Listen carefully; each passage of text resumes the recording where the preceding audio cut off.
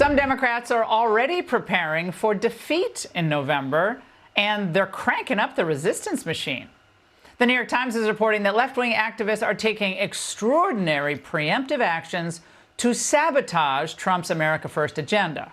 Groups like the ACLU, CAP Action Fund are planning a series of moves to stop the implementation of everything from Trump's mass deportation program to ending the EV mandates to ramping up oil and gas. The ACLU says that they've even mapped out 63 scenarios in which Trump could pose a threat to individual rights and the rule of law. We need to lay out a plan for what if the worst threats were to come to pass. Donald Trump gets a second term in office, he will have enormous powers. They're going to be much more rigorous, so we've got to be ready. And so that's what our lawyers right now are mapping out the cases, the theories. I'll be candid here.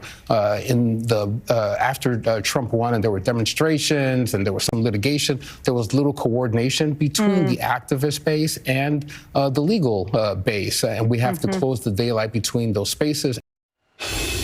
The big defenders of democracy. Joining me now, Arkansas Senator Tom Cotton.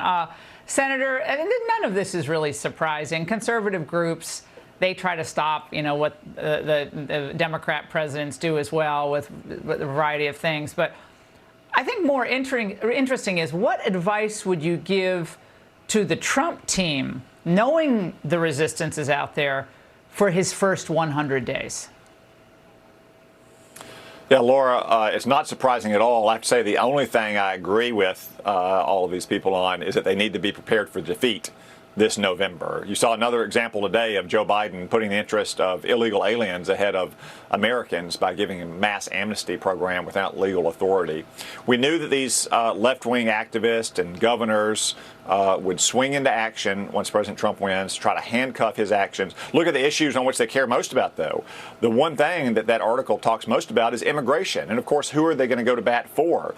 Foreign illegal aliens who are in our country, the kind of people who just brutally murdered and raped Rachel Marin, or raped at knife point a 13-year-old girl in New York. That's the kind of people that these organizations want to go to bat for. So I think President Trump recognizes that. He's ready for it. He's got a great team around him. They're going to hit the ground running in 2025, and they're going to make sure the actions they take are legally airtight and they're litigated promptly to a resolution that supports the American people, doesn't support the interests of foreigners. Well, Senator, House Democrats set up a task force to deal with Trump should he win. What? What we want to do is to make sure that people know what the United States would look like if Donald Trump were, in fact, elected as president. He would seize supreme power. He would greatly expand and centralize his power. He would reduce the oversight of Congress and the courts. There would be no balance to ensure that Christian nationalism is embedded in every federal agency. And then he would eliminate the wall between him and the Department of Justice.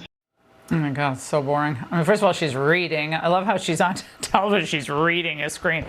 So, what will America look like? She has to make sure everyone knows what it will look like.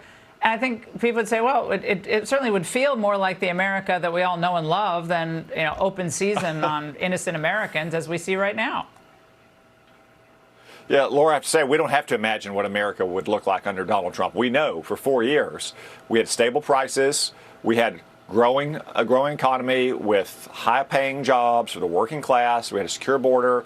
We had peace and stability around the world. That's what America looked like under Donald Trump's presidency, and it's what it will look like again. That's one of the reasons why the American people want Donald Trump back in the White House and Joe Biden out of the White House. I have to say that so many of the people mention this article and who talk about the resistance, they just sound like Trump-deranged lunatics. I mean, they're losers who are running a morality play in their own mind in which they're the protagonist. I think a lot of these liberals like to imagine what they would be like in Germany in the 1930s, but we know what they would be like. They're trying to lock up their political opponents. Street militias are marching outside the homes of Supreme Court justices. And now they are using any tactic to try to win. They're even condemning all around, on campuses all around America, condemning Jews for the crimes of going to class or wearing a yarmulke. I think we know what most of these people would have done in the 1930s, irrespective of whatever crazy morality play is unfolding in their own heads.